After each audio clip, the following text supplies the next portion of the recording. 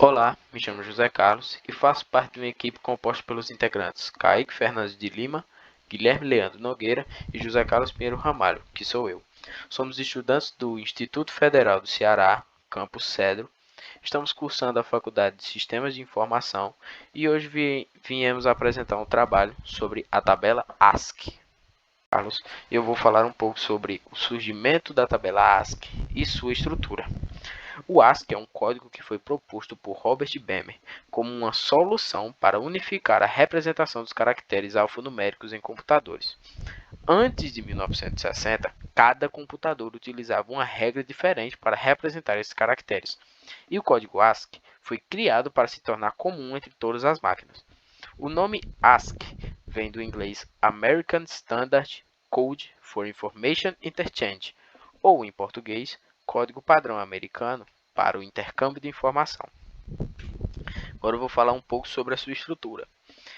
O código ASCII é baseado no alfabeto romano e a sua função é padronizar a forma como os computadores representam letras, números, acentos, sinais diversos e alguns códigos de controle. O ASCII foi baseado na língua inglesa e é derivado dos primeiros códigos desenvolvidos para envio de mensagens por telégrafos.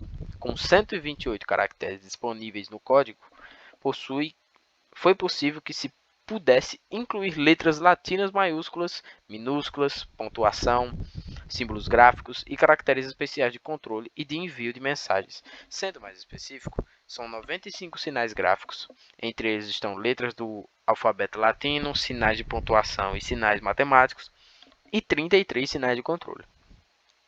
Os comandos de controle poderiam ser usados para gerar e sincronizar o envio e recebimento de mensagens, e para controle.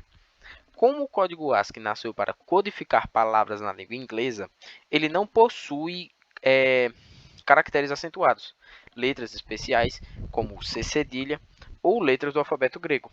Outras codificações foram desenvolvidas para dar suporte a esses caracteres. Os códigos mais utilizados atualmente são o código UTF-8 e o ISO 8859, que possuem compatibilidade total com o ASCII, com os 128 caracteres dessas duas primeiras codificações possuindo os mesmos caracteres que a tabela ASCII. Bom, aqui tem uma imagem, uma representação da tabela ASCII, onde à esquerda está sendo mostrado os códigos de controle que a tabela ASCII possui, os 30 códigos de controle que ela tem. A tabela do meio possui os caracteres principais da tabela ASCII, onde aí tem letras maiúsculas, minúsculas, alguns colchetes, E à direita tem uma tabela, uns caracteres da tabela ASCII mais estendidos, tipo um código para aumentar mais a biblioteca da tabela ASCII, onde aí você consegue ver símbolos matemáticos, letras acentuadas, alguns outros símbolos gráficos, entre outros. Olá, meu nome é Kaique e eu vou continuar a apresentação falando sobre as funcionalidades da tabela ASCII. A primeira delas já foi citada pelo José Carlos, mas vale destacar que a tabela ASCII é a base para codificações mais modernas e atuais, como a UTF-8, a Windows 1252 e a ISO 8859. A tabela ASCII foi criada por um americano, então ela só tem as letras do alfabeto latino. Só que a gente precisa representar muitos outros alfabetos, como, por exemplo, o grego e alfabetos asiáticos, que são caracteres muito distintos. Para isso, a gente tem essas mais modernas, mas são todas baseadas na ASCII.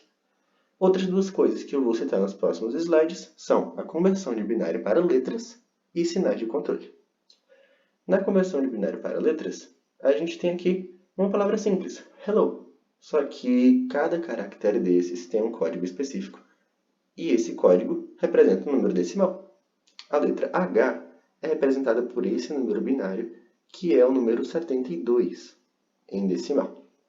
Se vocês voltarem aqui na tabela, dá para ver claramente 72 e a letra H. As outras letras estão representadas aqui como minúsculas, como 101, 108 e 111.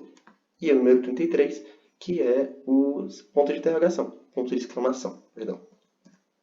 Ponto de exclamação aqui no 33 e as outras letras é no 101, 108 letra L, 111 letra O. para finalizar, sinais de controle, que são sinais não imprimíveis. A tabela representa aqui, por exemplo, o barra N e o barra T que a gente vê tanto nas nossas aulas de lógica de programação. O barra N é representado pelo número 10, 10, 10 em binário, e o barra T, que é aquele para dar tabela, dar um espaço lateral, é representado pelo número 9. Enfim, essa foi minha parte da explicação. Muito obrigado. E agora a gente vai finalizar com um vídeo do Guilherme explicando na prática, com código em C, como funciona a tabela ASCII. A tabela ASCII pode ser usada em programas, protocolos e troca de informações em geral. Aqui um exemplo do uso prático da tabela em um programa que conta caracteres. Primeiramente, no código declara-se dois arrays de caracteres, tudo, frase e um vetor de números inteiros, que será usado como contador da incidência dos caracteres na entrada do usuário. Tudo é usado para armazenar todos os caracteres ASCII imprimíveis, do 33 ao 126, pois o programa não considera o espaço, que está no valor 32 da tabela. E frase é usada para armazenar a entrada do usuário. Um loop for é usado para inicializar o array tudo com os caracteres ASCII imprimíveis. O valor ASCII de cada caractere é atribuído à posição correspondente do array. O comando fgets lê a entrada do usuário.